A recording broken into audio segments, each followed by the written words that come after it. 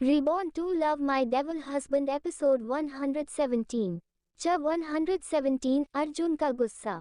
दादी जी जब ये देखी है तो उन्हें भी काफी अच्छा लगता है और वह भी उठकर मंदिर में वापस से जाकर अपना पाठ करने लगती है, क्योंकि जब वह लोग यहाँ पर आए थे तब दादी जी अपना पाठ ही कर रही थी। उसी के साथ ही आयशा वंशिका को अपने साथ लेकर सबसे पहले गार्डन एरिया में चली जाती। वंशिका जैसे ही इतने बड़े और भव्य गार्डन को देखते हैं तो उसकी आंखें हैरानी से बड़ी बड़ी हो जाती है। Study room. Arjun study room में बने हुए सोफे पर किसी राजा की तरह बैठा हुआ था। उसकी आंखों में कोई भी एक्सप्रेशंस दिखाई नहीं दे रहे थे और वह कठोर नजरों से अपने चाचा की तरफ देख रहा था, जो कि उसकी कदमों में बैठा हुआ था। मदन इस वक्त अर्जुन के कदमों में बैठा हुआ उसके पैरों को पकड़ते हुए गिड़गिड़ा रहा था, जिसे देखकर अर्जुन को रत्ती भर भी फर्क नहीं पड़ रहा था कि मदन उस उम्र में बहुत ज्यादा बड़ा है, बल्कि उसे तो मदन को अपने कदमों में झुकाकर काफी संतुष्टि महसूस हो रही थी। मदन अर्जुन के सामने अपनी नाक रगड़ते हुए बोलता है, अर्जुन बेटा प्लीज प्लीज मेरी मदद कर दो। अभिनव को किसी ने किडनैप कर लिया है और उसके बदले में उसने बहुत बड़ी रकम मांगी है। तुम जानते नहीं हो उसे हैवान में हमारे बेटे की क्या हालत कर दी है। मुझे तो मेरे बेटे की हालत देखी भी नहीं जा रही थी, प्लीज मेरी मदद कर दो। तुम जानते नहीं हो उसे हैवान में हमारे बेटे की क्या हालत कर दी है। मुझे तो मेरे बेटे की हालत देखी भी नहीं जा रही थी, प्लीज मेरी मदद कर दो। अर्जुन उसको ब्लैंकली देख रहा था, जैसे कि वह किसी कीड़े को देख रहा हो। उसके चेहरे पर एक सेकंड तक नहीं आई थी उसकी यह बात सुनकर। बेटा प्लीज मेरे बेटे को बचा लो, एक तुम ही हमारी आखिरी उम्मीद हो। मुझे नहीं पता है कि वह लोग कौन है और उनकी हिम्मत कैसे हुई कि वह तुम्हारे भाई को हाथ भी लगा दे। अभी उसने इतना ही कहा था कि उसे अर्जुन की ठंडी और बेहद ही डरावनी आवाज सुनाई देती है। क्या आपको सच में लगता है कि अभिनव मेरा भाई है? क्या सच में आपको लगता है कि मैं उसे अपना भाई मानता हूँ और आपको अपनी फैमिली का मेंबर? अर्जुन ने यह बातें बहुत ही ज्यादा गुस्से में कही थी। उसे अपने चाचा और चाचा बिल्कुल भी पसंद नहीं थे। जब से उसके मम्मी पापा की डेथ हुई थी तब से उन्होंने उसका माइंड वॉश किया था। इसके बारे में अर्जुन हमेशा से ही जानता था, लेकिन बात सिर्फ इतनी थी कि उसे टाइम पर वह छोटा था और कुछ कर नहीं सकता था। और अब कुछ दिनों पहले ही उसे पता चला था कि उसके माँ बाप को उससे दूर करने वाला कोई और नहीं, यही घटिया इंसान था। यहाँ तक कि वह तो उसकी भी जान ले लेता अगर वह उस दिन आयशा के साथ नहीं रुक होता तो। उसका सवाल सुनकर मदन का चेहरा पूरी तरह से सफेद हो जाता है और वह गिड़गिड़ाते हुए बोलता है, बेटा ऐसा मत कहो। अगर तुम हमारी मदद नहीं करोगे तो फोन हमारी मदद करेगा। भाई साहब ने हमेशा मुझे अपने छोटे भाई की तरह माना था और कभी भी मुझे यह महसूस नहीं करवाया था कि मैं उनके घर का हिस्सा नहीं हूँ। मदन ये सारी बातें इसलिए कह रहा था ताकि वह अर्जुन को उसके मम्मी पापा की याद दिला सके कि बचपन में जब उसके मम्मी पापा चले गए थे तो वही वह लोग थे जिन्होंने उसकी देखभाल की थी। लेकिन उसकी यही सबसे बड़ी गलती थी। अर्जुन जो कि अब तक शांत बैठा हुआ था, वह गुस्से से खड़ा हो जाता है। उसकी तरफ देखते हुए बोलता है, मिस्टर मदन कपूर अपनी हद में रहे। मेरे पापा ने भले ही आपको भाई समझा था, लेकिन आपने कभी उन्हें अपने भाई होने का दर्जा नहीं दिया था। आप तो उन्हें बस एक बैंक की तरह ट्रीट करते थे और अब आपकी बैंक खत्म हो गई है, आपको कंपनी से निकाल दिया गया है आपके ही काले करतूतों की वजह से। और अब जब आपको एक बार फिर से पैसों की जरूरत है तो आप यहाँ पर आ गए हैं। वैसे मुझे एक बात समझ में नहीं आती है, कंपनी में इतने सारे घोटाले करने के बाद भी आपने जो पैसे कमाए थे वह कहाँ गए हैं, जो आप यहाँ पर मेरे पास भीख मांगने के लिए चले आए हैं? क्या आपको नहीं पता है कि मुझे आपसे कितनी नफरत है? और फिर भी आप यहाँ पर मेरे पास आए हैं ताकि मैं आपकी मदद कर सकूं। मानना पड़ेगा, सच में बहुत ज़्यादा कॉन्फिडेंट है। मेरा बस चलता तो अभी के अभी आपको धक्के मारकर घर से बाहर निकाल देता। लेकिन आप भी जानते हो और मैं भी कि घर में दादी है और दादी के सामने मैं कैसा कोई भी काम नहीं करना चाहता हूँ जिससे उन्हें दुख हो। इससे पहले कि मेरे सब्र का बांध टूट जाए, अभी के अभी यहाँ से निकाल अभी, वरना मैं भी नहीं जानता हूँ कि मैं आपके साथ क्या करूँगा। और हाँ, अपनी उसे वाइफ को भी लेकर जाएगा यहाँ से। ये सब सुनकर भी मदन को कोई खास ज्यादा फर्क पड़ता नहीं है और वह जल्दी से अर्जुन के पैर पकड़ते हुए बोलता है, अर्जुन माफ कर दो अपने चाचा जी को। इस वक्त सच में तुम्हारे भाई को तुम्हारी बहुत ज्यादा जरूरत है।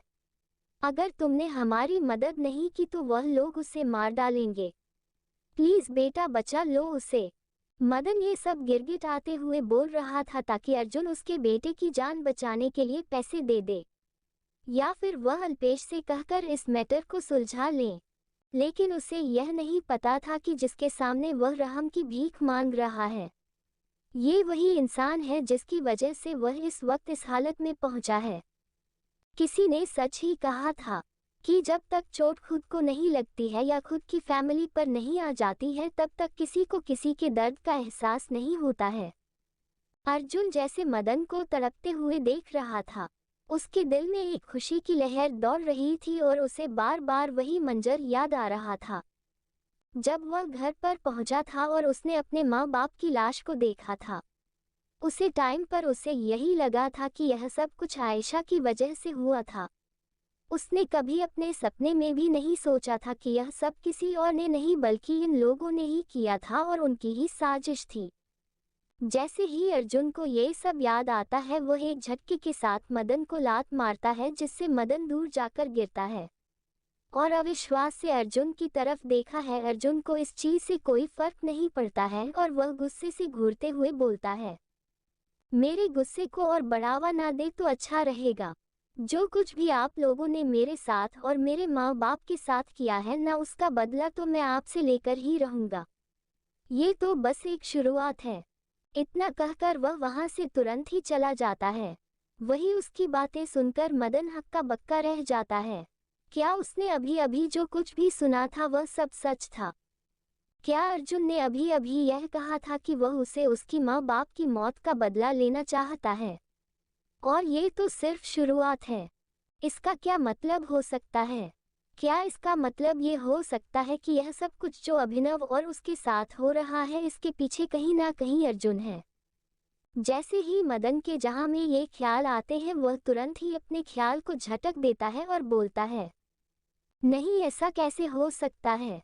इस बारे में जानकारी अगर उसे मिलनी होती तो बहुत पहले मिल चुकी होती। वह भी तो अपने आप की तरह ही बेवकूफ था जो मेरी बातों पर पूरी तरह से विश्वास कर लिया।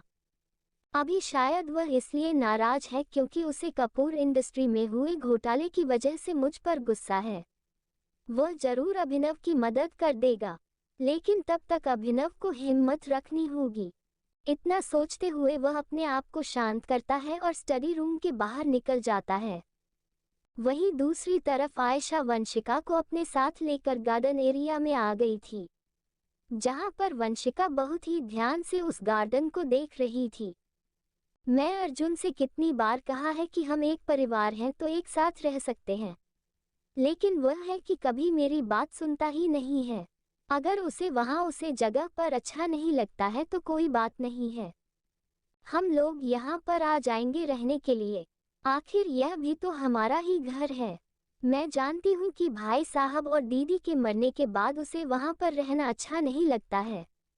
हमें भी उसकी बहुत ज़्यादा याद आती है, पर क्या कर सकते हैं, हम उसे अकेले रहना ही पसंद है। ये सब बातें वंशिका बहुत ही मासूमियत से कह रही थी, जैसे कि वह बहुत ज़्यादा दुखी है अर्जुन के अकेले रहने से और उसे एक परिवार की तरह रहना बहुत ज़्यादा पसंद है, लेकिन अर्जुन बिल्कुल भी अच्छा नहीं है।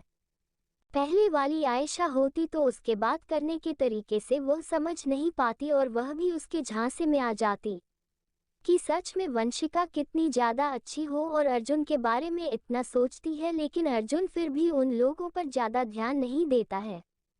लेकिन अभी आयशा पहले वाली आयशा तो बिल्कुल भी नहीं थी और उसे उसके बात करने के तरीके से ही पता चल गया था कि आखिर वह लालची औरत क्या कहने की कोशिश कर रही थी। और वह भी उसकी नाटक तब कोई न जाने का नाटक करते हुए बोलती है, हाँ आंटी का दो आप बिल्कुल सही रही हैं। लेकिन क्या कर सकते हैं, अभी मैं भी अर्जुन से इस बारे में बहुत बार बात की थी लेकिन वह मेरी बात सुनते ही नहीं है।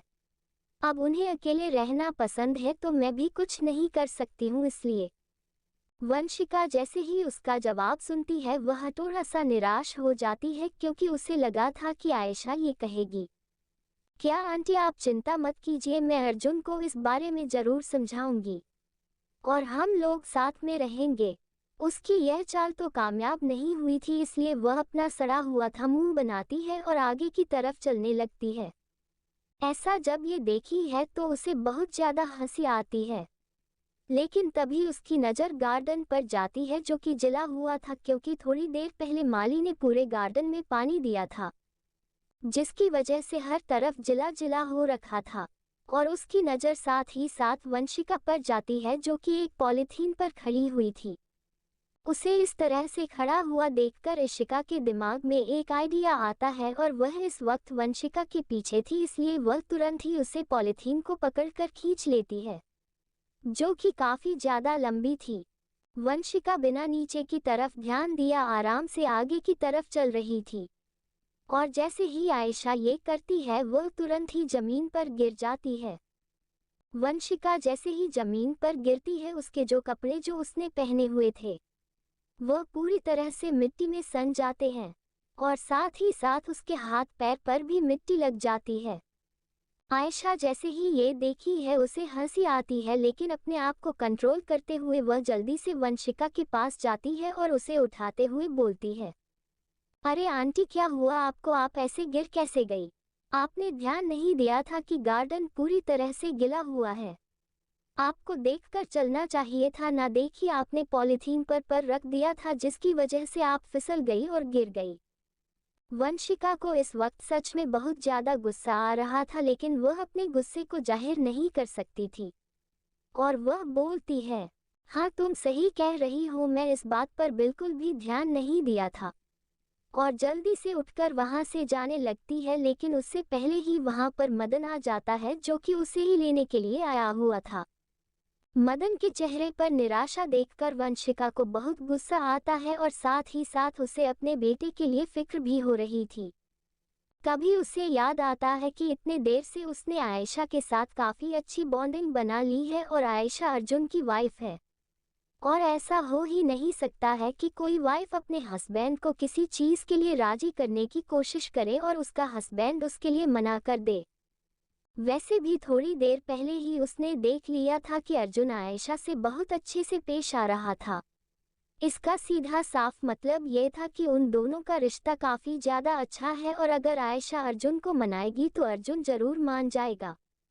ये सोचते ही वंशिका के चेहरे पर एक कुटिल मुस्कान आ जाती है और वह अपनी आंखों में आंसू लिए आयशा की तरफ देखती है। फ्रेंड्स, कैसी लग रही है आपको ये स्टोरी? अगर पसंद आ रही है तो प्लीज स्टोरी को लाइक करें और कमेंट में जरूर बताएं। बेटा तुम्हें मेरी चिंता करने की जरूरत नहीं है, मैं बिल्कुल ठीक हूँ। लेकिन अभी कोई और है जिसको मदद की बहुत ज्यादा जरूरत है लेकिन उसकी मदद सिर्फ और सिर्फ अर्जुन कर सकता है। क्या प्लीज तुम एक बार अर्जुन से इस बारे में बात कर सकती हो? आयशा की नजरों में फिक्र देखकर वंशिका और भी ज्यादा अस्वस्थ हो जाती है और वह आंसू लिए ही आयशा की तरफ देखते हुए बोलती है, आंटी क्या हुआ, आपको ज्यादा चोट लग गई है क्या? आप चाहे तो मैं अभी अभी डॉक्टर को बुला लेती हूँ, आप थोड़ी देर आराम कर लीजिए।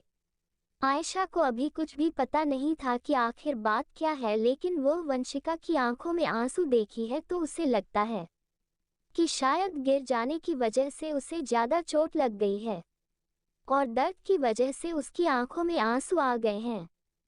Reborn to love my devil husband episode 118। जब 118 आयशा का डर से सामना।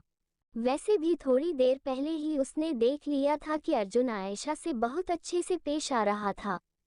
इसका सीधा साफ मतलब ये था कि उन दोनों का रिश्ता काफी ज्यादा अच्छा है और अगर आयशा अर्जुन को मनाएगी तो अर्जुन जरूर मान जाएगा। ये सोचते ही वंशिका के चेहरे पर एक कुटिल मुस्कान आ जाती है और वह अपनी आंखों में आंसू लिए आयशा की तरफ देखती है। आयशा को अभी कुछ भी पता नहीं था कि आखिर बात क्या है लेकिन वह वंशिका की आंखों में आंसू देखी है तो उसे लगता है कि शायद गिर जाने की वजह से उसे ज़्यादा चोट लग गई है और दर्द की वजह से उसकी आंखों में आंसू आ गए हैं। आंटी क्या हुआ, आपको ज़्यादा चोट लग गई है क्या? आप चाहे तो मैं अभी अभी डॉक्टर को बुला लेती हूँ, आप थोड़ी देर आराम कर लीजिए। आयशा की नज़रों में फिक्र देखकर वंशिका और भी ज़्यादा अस्वस्थ हो जाती है और वह आंसू लिए ही आयशा की तरफ देखते हुए बोलती है, बेटा तुम्हें मेरी चिंता करने की ज़रूरत नहीं है, मैं बिल्कुल ठीक हूँ। लेकिन अभी कोई और है जिसको मदद की बहुत ज़्यादा ज़रूरत है, लेकिन उसकी मदद सिर्फ और सिर्फ अर्जुन कर सकता है। क्या प्लीज़ तुम एक बार अर्जुन से इस बारे में बात कर सकती हो? उसकी बातें सुनकर आयशा भी एक पल के लिए हैरान रह जाती है, लेकिन वह उनके सामने नाटक करते हुए बोलती है, ठीक है चाचा जी, अगर आप चाहती हैं तो मैं अर्जुन से इस बारे में बात कर लूँगी, लेकिन मैं पक्का नहीं कह सकती हूँ कि वह मेरी बात मानेंगे या नहीं। उसकी बात सुनकर वंशिका और मदन दोनों को थोड़ी राहत की सांस आती है और फिर दोनों ही वहां से चले जाते हैं। वंशिका को पूरा यकीन था कि उसने आयशा को अपने बातों की जाल में अच्छे से फंसाया है। उन लोगों के वहां से जाने के बाद आयशा घर के अंदर जाती है। रात का समय हो गया था, इसलिए सब लोग डाइनिंग टेबल पर उसका ही इंतजार कर रहे थे। चिराग और नंदिनी भी वहीं पर बैठे हुए थे। जैसे कि नंदिनी आयशा को वहां पर आता हुआ दिखती है, उसकी आंखों में चमक आ जाती है। वही आयशा जैसे ही नंदिनी को देखते हैं उसे याद आ जाता है कि उसे उन दोनों के बारे में अर्जुन से बात करनी है। थोड़ी ही देर में अर्जुन भी वहां पर आ जाते हैं और सब लोग अपना अपना डिनर करते हैं। अल्पेश आज अपनी वाइफ को लेकर डिनर डेट पर गया हुआ था, इसलिए वह वहां पर मौजूद नहीं था। अर्जुन और आयशा का रूम। अर्जुन, क्या मैं आपसे एक बात पूछ सकती हूँ? क्या कुछ ऐसा हुआ है जिसके बारे में मुझे नहीं पता है?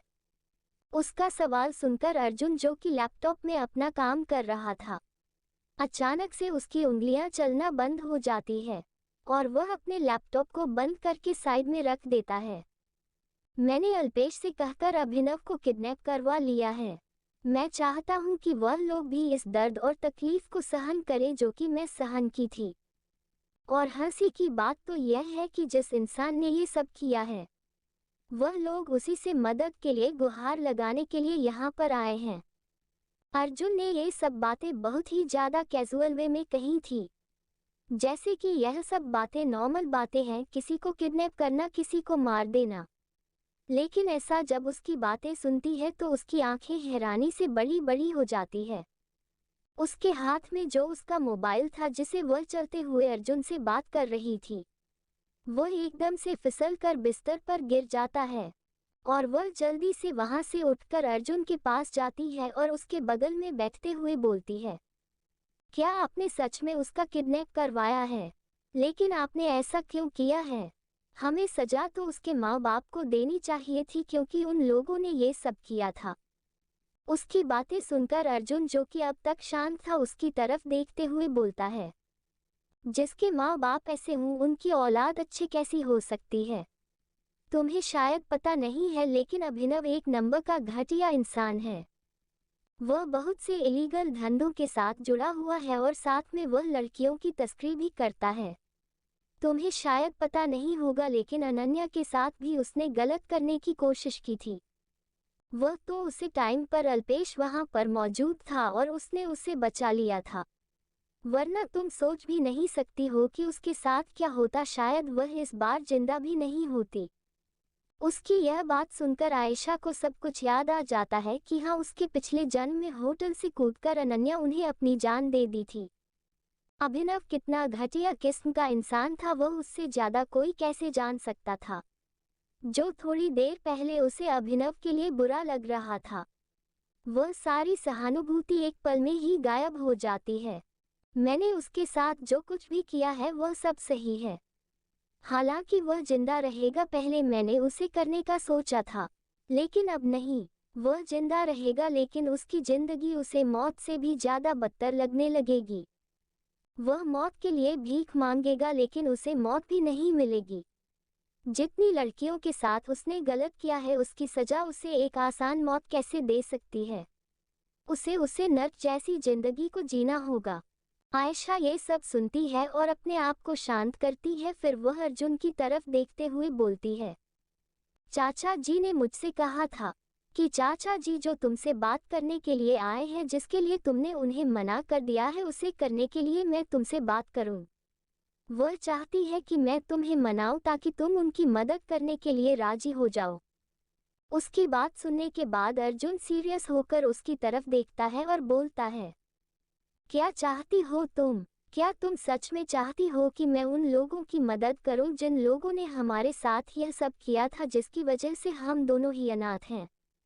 उसकी बातें सुनकर आशा को गुस्सा आ जाता है और वह उसकी तरफ देखते हुए बहुत ही सीरियस टोन में बोलती है, बिल्कुल भी नहीं। उन्हें भी वैसे ही तड़पना होगा जैसे कि हम तड़पते हैं। बिछड़ने का दुख क्या होता है उन्हें भी तो पता चलना चाहिए। अपने ही आंखों के सामने किसी अपने को तड़पते हुए मरते हुए देखना कैसा होता है, यह उन्हें भी तो पता होना चाहिए। ये सब कहते हुए आयशा को अपनी मम्मी पापा और आंटी अंकल की याद आ गई थी, जिसकी वजह से उसकी आंखों में आंसू आ गए थे। अर्जुन जब ये देखा है तो वह उसे कस के गले लगा लेता है। थोड़ी देर में आयशा शांत हो जाती है। अर्जुन, चिराग और नंदिनी एक दूसरे को पसंद करते हैं। वह दोनों एक दूसरे से शादी करना चाहते हैं। अर्जुन जैसे ही आयशा की यह बात सुनता है वह ज्यादा खास रिएक्शन नहीं देता है, बस एक शब्द में जवाब देता है, हम। और उसके इस छोटे से जवाब से आयशा एकदम से हैरान हो जाती है और जल्दी से अपना चेहरा उसके सीने से निकलते हुए उसकी आंखों में देखती है और बोलती है, इसका मतलब यह है कि आपको इस बारे में पहले से ही पता था। आपको पता थी कि नंदिनी और चिराग भाई एक दूसरे को पसंद करते हैं। तुम्हें क्या लगता है? अर्जुन के चेहरे पर कोई भी एक्सप्रेशंस नहीं थे, ना ही कोई सरप्राइज वाले, और ना ही वह खुश था। उसे इस तरह से कैजुअल बात करते हुए देखकर आयशा भी हैरान रह जाती है। अर्जुन जब आयशा को इस तरह से अपने आप को घूमते हुए देखा है तो वह उसे उठा लेता है और उसे बिस्तर की तरफ ले जाते हुए बोलता है, इस घर में ऐसी कोई भी चीज नहीं है, इसके बारे में मुझे पता ना हो। यहाँ पर इतनी सारी चीज है, इसके बारे तुम्हें भी अभी तक नहीं पता है, तुम भी इन बातों से अनजान हो। इतना कहते हुए वह उसे बिस्तर पर लेट देता है और उसके ऊपर आते हुए उसे देखने लगता है। आयशा अर्जुन से कुछ खाने के लिए अपना मुंह खोलने ही वाली थी, लेकिन उससे पहले ही उसकी आवाज उसके गले के अंदर ही दबकर रह जाती है।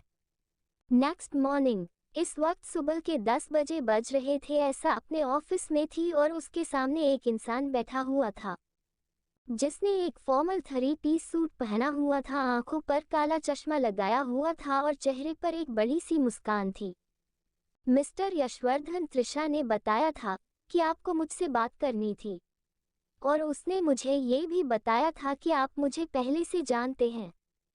उसकी बातें सुनकर यशवर्धन के चेहरे पर एक बड़ी सी मुस्कान आ जाती है। वह बोलता है, मुझे पता था कि बड़े होने के बाद तुम मुझे भूल ही जाओगी। सर कोई बात नहीं, तुम भले ही मुझे भूल गई हो लेकिन मैं तुम्हें नहीं। आयशा को अब भी उसे इंसान के सामने बैठते हुए बहुत डर लग रहा था, लेकिन अर्जुन से बातें करने के बाद उसे काफी अच्छा लग रहा था। अगर वह इसी तरह से अपने डर से डरती रही तो कभी भी अपने डर पर जीत नहीं हासिल कर पाएगी। उसे कैसे पता नहीं होता कि यह इंसान कौन है? यह इंसान वही है जिसकी वजह से उसकी जिंदगी में वह डरावनी यादें बनी थी। मैं यश हूँ, तुम्हें याद है हम बचपन में मिले थे। आई एम सॉरी, मेरी मम्मी पापा की वजह से तुम्हें वह सब झेलना पड़ा था, लेकिन तुम यकीन मानो उन्हें इसकी सजा बहुत पहले ही मिल चुकी है। फ्रेंड्स, कैसी लग रही है आपको ये स्टोरी? अगर पसंद आ रही है तो प्लीज स्टोरी को लाइक करें और कमेंट में जरूर बताएं। आयशा को ये जानकर जरा भी हैरानी नहीं हुई थी कि यशवर्धन के माँ बाप इस दुनिया में जीवित नहीं है, क्योंकि वह जानती थी कि उन लोगों को मारने वाला कोई और नहीं बल्कि यह सामने बैठा हुआ इंसान ही है। वह बहुत पहले ही इस दुनिया को छोड़कर जा चुके हैं। उनके किए की सजा उन्हें बहुत पहले ही दे दी गई है। मैं जानता हूँ जो कुछ भी उन्होंने तुम्हारे साथ किया था वह बहुत गलत था। उनकी तरफ से मैं तुमसे माफी मांगता हूँ, प्लीज मुझे माफ कर दो। Reborn to love my devil husband episode 119। जब 119, यह एक सरप्राइज है। उसकी बातें सुनकर यशवर्धन के चेहरे पर एक बड़ी सी मुस्कान आ जाती है। वह बोलता है, मुझे पता था कि बड़े होने के बाद तुम मुझे भूल ही जाओगी। सर कोई बात नहीं, तुम भले ही मुझे भूल गई हो लेकिन मैं तुम्हें नहीं। आयशा को अब भी उसे इंसान के सामने बैठते हुए बहुत डर लग रहा था, लेकिन अर्जुन से बातें करने के बाद उसे काफी अच्छा लग रहा था। अगर वह इसी तरह से अपने डर से डरती रही तो कभी भी अपने डर पर जीत नहीं हासिल कर पाएगी। उसे कैसे पता नहीं होता कि यह इंसान कौन है। यह इंसान वही है जिसकी वजह से उसकी जिंदगी में वह डरावनी यादें बनी थी। मैं यश हूँ, तुम्हें याद है हम बचपन में मिले थे। आई एम सॉरी, मेरी मम्मी पापा की वजह से तुम्हें वह सब झेलना पड़ा था, लेकिन तुम यकीन मानो उन्हें इसकी सजा बहुत पहले ही मिल चुकी है। मैं यश हूँ, तुम्हें याद है हम बचपन में मिले थे। आई एम सॉरी, मेरी मम्मी पापा की वजह से तुम्हें वह सब झेलना पड़ा था, लेकिन तुम यकीन मानो उन्हें इसकी सजा बहुत पहले ही मिल चुकी है। वह बहुत पहले ही इस दुनिया को छोड़कर जा चुके हैं। उनके किए की सजा उन्हें बहुत पहले ही दे दी गई है। मैं जानता हूँ जो कुछ भी उन्होंने तुम्हारे साथ किया था वह बहुत गलत था। उनकी तरफ से मैं तुमसे माफ़ी मांगता हूँ, प्लीज़ मुझे माफ़ कर दो। आयशा को ये जानकर ज़रा भी हैरानी नहीं हुई थी कि यशवर्धन के माँ बाप इस दुनिया में जीवित नहीं है, क्योंकि वह जानती थी कि उन लोगों को मारने वाला कोई और नहीं बल्कि यह सामने बैठा हुआ इंसान ही है।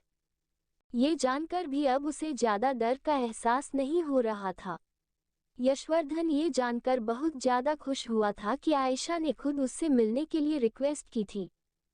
तो अगर तुम्हें याद ही है कि मैं कौन हूँ, तो क्या एक बार फिर से हम दोस्त बन सकते हैं प्लीज़।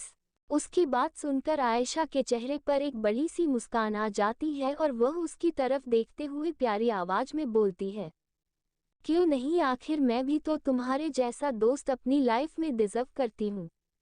तुमने मेरी तब मदद की थी जब मेरे पास मदद करने के लिए कोई भी नहीं था, इसीलिए मैंने आज तुम्हें यहाँ पर बुलाया है।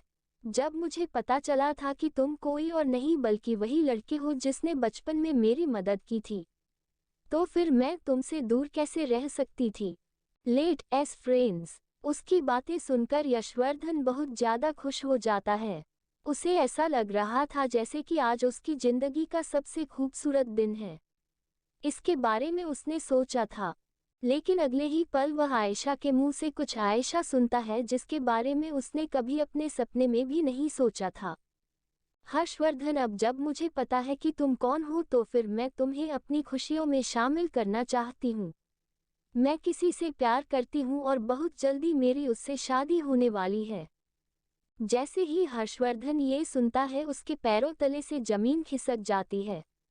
वह कैसे यह बात बर्दाश्त कर सकता था कि जिससे वह प्यार करता था वह किसी और से शादी करने वाली है। लेकिन अफसोस की बात यह थी कि वह उसके सामने कुछ भी कह नहीं सकता था। वही आयशा जब उसके चेहरे पर बदले हुए एक्सप्रेशंस को देखते हैं तो उसे मन ही मन बहुत खुशी हो रही थी।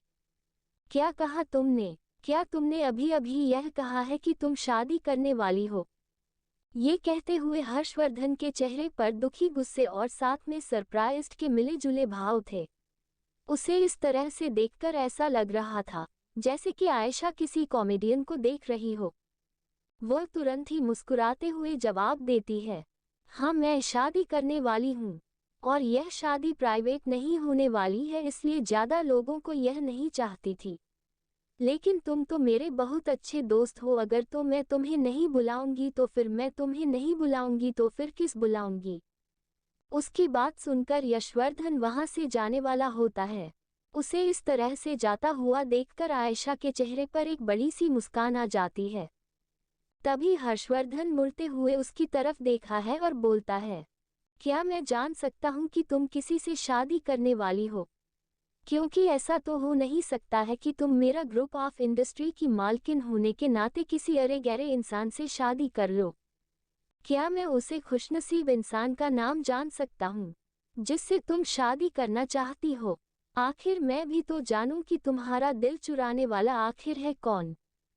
उसकी बात सुनकर आयशा को अंदर ही अंदर बहुत डर लग रहा था, क्योंकि वह जानती थी कि जितना यशवर्धन दिखाने की कोशिश कर रहा है वह इतना ज्यादा शांत नहीं है, और उसके जाने का मतलब सिर्फ यही होगा कि वह अर्जुन की जिंदगी को खतरे में डाल दे।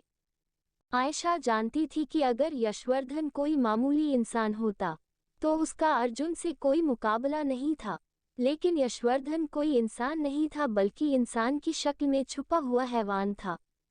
लेकिन वह अपने मन में आए हुए डर को अपने चेहरे पर आने नहीं देती है, और मुस्कुराते हुए एक बार फिर से उसकी तरफ देखते हुए बहुत ही कोमल आवाज में बोलती है, यह एक सरप्राइज है और इसे सरप्राइज ही रहने दो। जिस दिन मेरी शादी होगी उसे दिन तुम्हें पता चल ही जाएगा कि वह कौन है। फ्रेंड्स, कैसी लग रही है आपको ये स्टोरी? अगर पसंद आ रही है तो प्लीज स्टोरी को लाइक करें और कमेंट में जरूर बताएं। अफसोस कि जिस दिन मुझे इस बारे में पता चलेगा उस दिन उसे इंसान का आखिरी दिन होगा, इस बात का मैं तुमसे वादा करता हूँ मेरी प्यारी आयशा। वही जब यशवर्धन उसका जवाब सुनता है तो उसे बहुत तेज गुस्सा आता है, क्योंकि वह सच में उसे इंसान के बारे में जानकर उसे जान से मार देना चाहता था। लेकिन अफसोस कि वह अब ऐसा नहीं कर सकता था, क्योंकि उसे पता ही नहीं था कि आखिरकार वह इंसान है कौन। Reborn to love my devil husband episode 120। जब 120 अभिनव की हालत। यह एक सरप्राइज है और इसे सरप्राइज ही रहने दो। जिस दिन मेरी शादी होगी उसे दिन तुम्हें पता चल ही जाएगा कि वह कौन है। वही जब यशवर्धन उसका जवाब सुनता है तो उसे बहुत तेज गुस्सा आता है, क्योंकि वह सच में उसे इंसान के बारे में जानकर उसे जान से मार देना चाहता था। लेकिन अफसोस कि वह अब ऐसा नहीं कर सकता था, क्योंकि उसे पता ही नहीं था कि आखिरकार वह इंसान है कौन। अफसोस कि जिस दिन मुझे इस बारे में पता चलेगा उस दिन उसे इंसान का आखिरी दिन होगा, इस बात का मैं तुमसे वादा करता हूँ मेरी प्यारी आयशा। फ्रेंड्स, कैसी लग रही है आपको ये स्टोरी? अगर पसंद आ रही है तो प्लीज स्टोरी को लाइक करें और कमेंट में जरूर बताएं। Old Kapoor mention. मदन और वंशिका दोनों ही परेशान से लिविंग हॉल में बैठे हुए थे। ये लड़का सच में बहुत ज्यादा घमंडी हो गया है। मैंने उसके सामने अपनी नाक तक रगड़ ली, यहाँ तक कि उसके पैर पकड़ लिए, लेकिन उसने तो मुझे किसी कुत्ते की तरह दुत्कार दिया। देखना, एक बार फिर से मैं इसे अपने कदमों में नहीं झुका दिया ना तो मेरा नाम भी मदन नहीं। देखना, एक बार फिर से मैं इसे अपने कदमों में नहीं झुका दिया ना तो मेरा नाम भी मदन नहीं। जब से मदन और वंशिका वापस घर पर आए थे तब से दोनों ही परेशान थे। एक तो उनका बेटा घर पर वापस नहीं लौटा था और उन्हें पता था कि वह किस हालत में है, लेकिन वह चाहकर भी अपने बेटे की मदद नहीं कर पा रहे थे। ऊपर से जो बेइज्जती अर्जुन ने मदन की थी उसे वंशिका और मदन दोनों ही बहुत ज्यादा गुस्सा थे। वंशिका, तुम्हें क्या लगता है? क्या तुम्हें लगता है कि आयशा तुम्हारी चाशनी जैसी बातों में आ गई होगी? क्या वह सच में अर्जुन को हमारी मदद करने के लिए राजी कर लेगी? हालांकि उन दोनों को एक साथ देखकर पता चल गया था कि दोनों का रिश्ता काफी ज्यादा अच्छा है, लेकिन ये हमारे लिए बिल्कुल भी अच्छी खबर नहीं है। उसे लड़की को कैसे भी करके हम यहाँ पर लेकर आना पड़ेगा।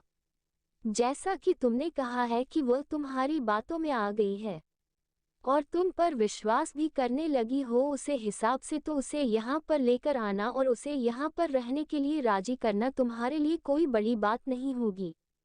अपनी तारीफ सुनकर वंशिका के चेहरे पर एक घमंड भरी मुस्कान आ जाती है और वह बोलती है, मैं आपको 100% सुरेटी के साथ यह बोल सकती हूँ कि आयशा अर्जुन को इस बात के लिए जरूर बाजी कर लेगी। एक बार बस हमारा बेटा वापस घर बार आ जाए, उसके बाद मैं आयशा से इस बारे में बात करूंगी।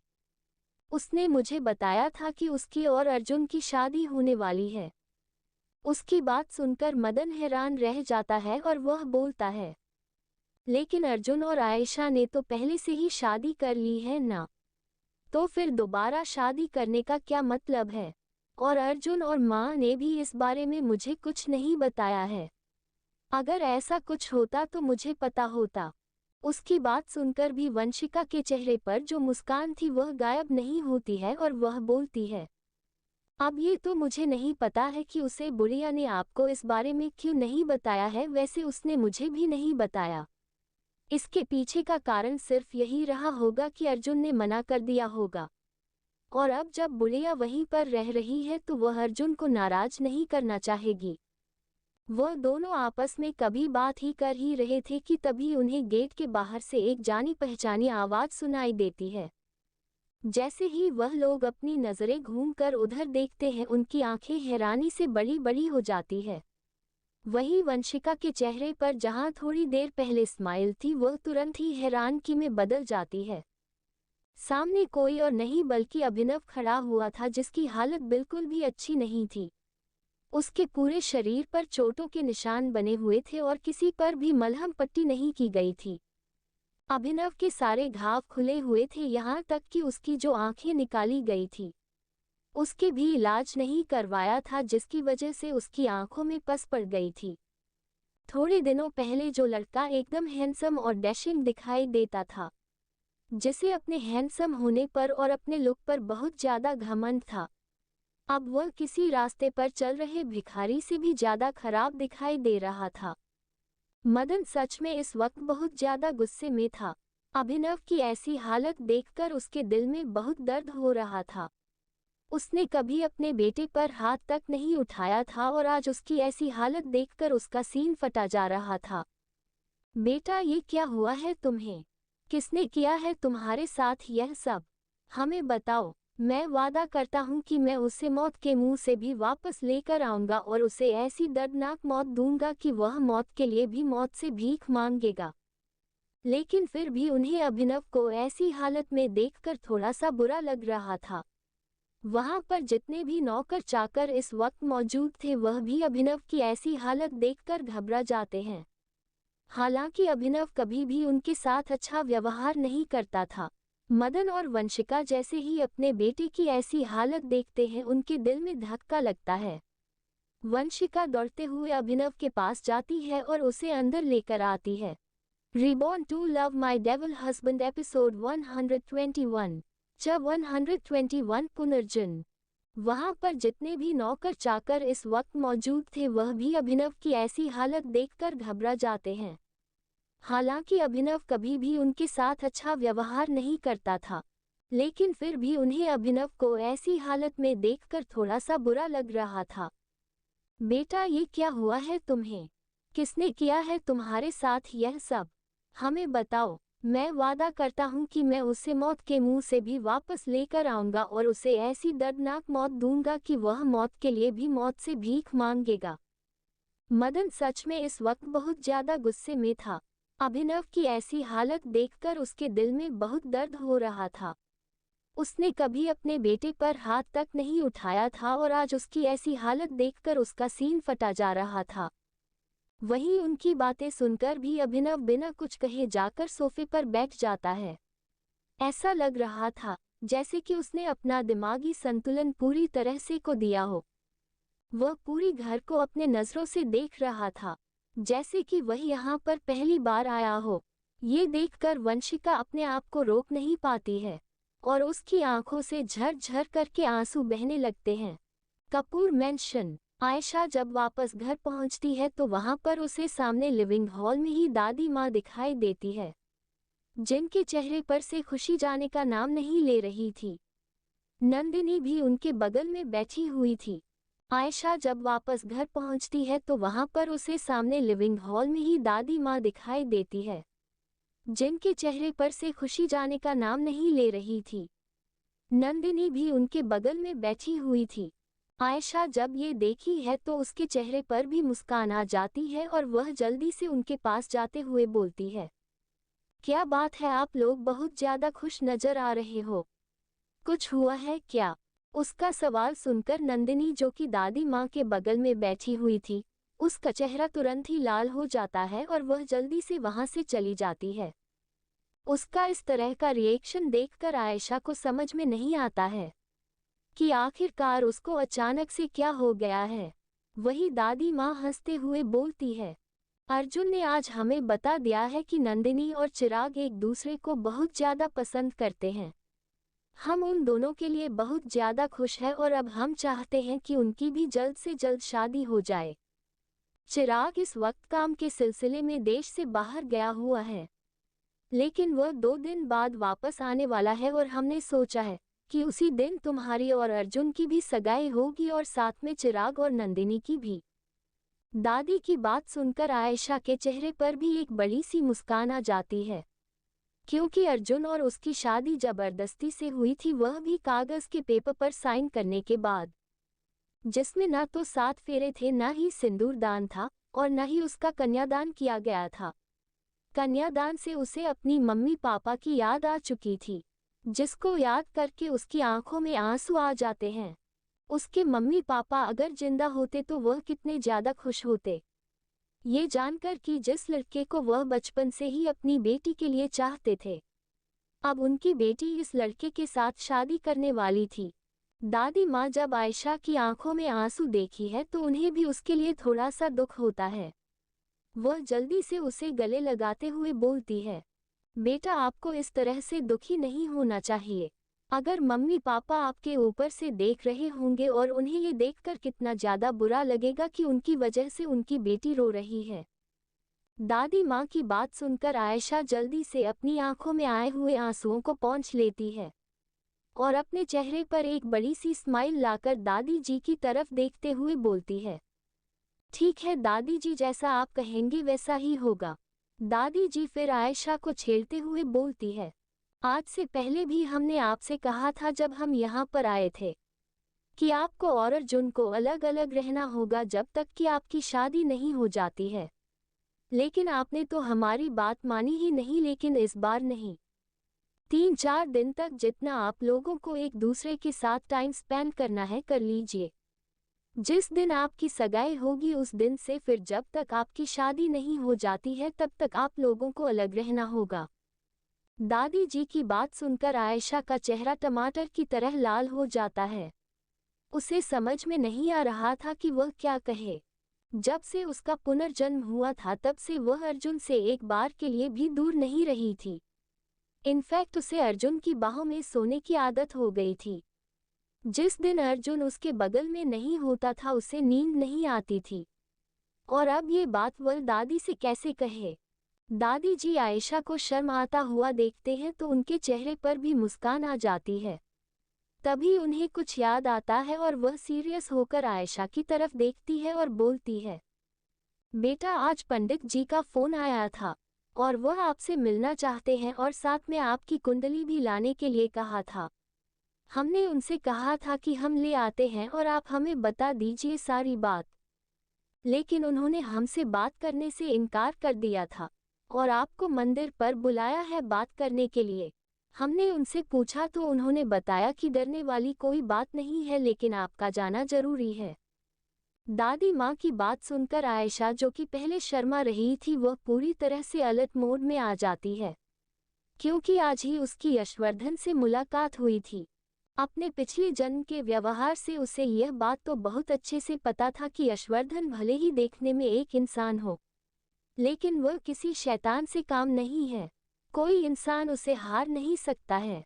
और उसे दिन पंडित जी से बात करने के बाद उसे ये भी पता चल गया था कि पंडित जी को उसके पुनर्जन्म के बारे में पता है। फ्रेंड्स, अगर आपको स्टोरी पसंद रही है तो प्लीज़ स्टोरी को लाइक करें और कमेंट भी ज़रूर करें, बिकॉज मुझे आपके प्यारे प्यारे कमेंट्स पढ़ना बहुत ज़्यादा पसंद है। और अगर आपके कोई भी क्वेश्चन या क्वेरी है इस स्टोरी के रिलेटेड तो आप मुझसे पूछ सकते हैं। Reborn to Love My Devil Husband Episode 122 Cha 122 Unromantic Husband। दादी जी आयशा को शर्म आता हुआ देखते हैं तो उनके चेहरे पर भी मुस्कान आ जाती है। तभी उन्हें कुछ याद आता है और वह सीरियस होकर आयशा की तरफ देखती है और बोलती है, बेटा आज पंडित जी का फोन आया था और वह आपसे मिलना चाहते हैं और साथ में आपकी कुंडली भी लाने के लिए कहा था। हमने उनसे कहा था कि हम ले आते हैं और आप हमें बता दीजिए सारी बात, लेकिन उन्होंने हमसे बात करने से इनकार कर दिया था और आपको मंदिर पर बुलाया है बात करने के लिए। हमने उनसे पूछा तो उन्होंने बताया कि डरने वाली कोई बात नहीं है, लेकिन आपका जाना जरूरी है। दादी माँ की बात सुनकर आयशा, जो कि पहले शर्मा रही थी, वह पूरी तरह से अलर्ट मोड में आ जाती है, क्योंकि आज ही उसकी यशवर्धन से मुलाकात हुई थी। अपने पिछले जन्म के व्यवहार से उसे यह बात तो बहुत अच्छे से पता था कि यशवर्धन भले ही देखने में एक इंसान हो, लेकिन वह किसी शैतान से काम नहीं है। कोई इंसान उसे हार नहीं सकता है। और उसे दिन पंडित जी से बात करने के बाद उसे ये भी पता चल गया था कि पंडित जी को उसके पुनर्जन्म के बारे में पता है। अर्जुन, आयशा का रूम। आयशा नहाकर जैसे ही बाहर निकलती है, उसे अर्जुन दिखाई देता है, जो कि सोफे पर बैठकर अपने लैपटॉप में कुछ काम कर रहा था। उसे इस तरह से काम करता हुआ देखकर आयशा के चेहरे पर एक बड़ी सी मुस्कान आ जाती है, क्योंकि वह कहते हैं ना कि लड़के जब काम करते हैं या फिर वह सीरियस होकर किसी चीज पर फोकस करके कोई काम कर रहे होते हैं तो वह और भी ज्यादा हैंडसम और अट्रैक्टिव दिखाई देते हैं। आयशा जब अर्जुन को इस तरह से कंसंट्रेट होते हुए काम करते हुए देखते हैं तो वह भी उसे बहुत ज्यादा प्यार और हैंडसम दिखाई देता है। अर्जुन ने इस वक्त जो ब्लैक कलर का पजामा और साथ में वाइट कलर की शर्ट पहनी हुई थी, जिसके ऊपर के 4 बटन खुले हुए थे, जिसके अंदर से उसकी मस्कुलर चेस्ट बाहर दिखाई दे रही थी। उसे इस तरह से देखकर आयशा का मन उसे खा जाने का कर रहा था। आयशा बहुत देर तक उसे इसी तरह से देखती रहती है और आखिरकार जब उसे रहा नहीं जाता है तो वह धीरे से चलते हुए अर्जुन के पास जाती है और उसके हाथ में जो फाइल लगी हुई थी उसे बंद करके साइड में रख देती है और उसकी गोद में बैठ जाती है। अर्जुन, जो कि काम कर रहा था, उसे पता ही नहीं चलता है कि आयशा कब आकर उसकी गोद में बैठ जाती है। वह अपना सर उठाकर आयशा को देखा है, जिसका चेहरा उसके सामने ही था। आयशा अभी अभी नहाई थी, जिसकी वजह से उसके शरीर में एक हल्की हल्की फ्रेग्रेंस महसूस हो रही थी और उसका चेहरा नहाने की वजह से थोड़ा गुलाबी दिखाई दे रहा था। अर्जुन जब उसे इस तरह से अपनी बाहों में आता हुआ देखा है तो उसके चेहरे पर भी एक बड़ी सी मुस्कान आ जाती है और वह बोलता है, क्या बात है, आज कोई बहुत ज्यादा रोमांटिक हो रहा है। उसकी बात सुनकर आयशा, जिसके चेहरे पर मुस्कान थी, वह तुरंत ही गायब हो जाती है और वह अपना मुंह बनाते हुए बोलती है, अब क्या करूं, मेरा हस्बैंड जब रोमांटिक नहीं है तो मुझे तो रोमांटिक होना ही होगा ना। अगर हम दोनों ही एंड रोमांटिक होंगे तो फिर हमारी लाइफ में फन कैसे आएगा। अर्जुन जाकर मुस्कुरा रहा था। जैसे ही वह आयशा की बात सुनता है तो वह तुरंत ही अपना हाथ आगे बढ़ाकर उसे अपने से पूरी तरह से चिपकाते हुए बोलता है, तो तुम्हें लगता है कि मैं अनरोमांटिक हूँ? क्या मैं जान सकता हूँ कि मैं ऐसा क्या नहीं किया है जिसकी वजह से तुम्हें ऐसा लगता है कि मैं रोमांटिक नहीं हूँ? आयशा जैसे ही उसका सवाल सुनती है वह तुरंत ही मुंह बनाकर बोलती है, आपकी हिम्मत कैसे हुई यह सवाल पूछने की? आप न ही कभी मुझे कहीं डिनर पर लेकर जाते हैं, नहीं मुझे क्लबिंग करवाने के लिए लेकर जाते हैं, नहीं आज तक कभी मेरे साथ अपने कैंडल लाइट डिनर किया है, ना ही कभी मुझे शॉपिंग पर लेकर गए हैं, ना ही कभी सामने से आकर मुझे कभी किस करते हो। अर्जुन, जो कि उसकी सारी शिकायत सुन रहा था, वह एकदम से उसे बीच में रोक देता है और बोलता है, अच्छा ठीक है, जो कुछ भी तुमने कहा है वो सब मैं मानता हूँ और मैं तुम्हारी सारी ख्वाहिश से पूरे करने के लिए भी तैयार हूँ।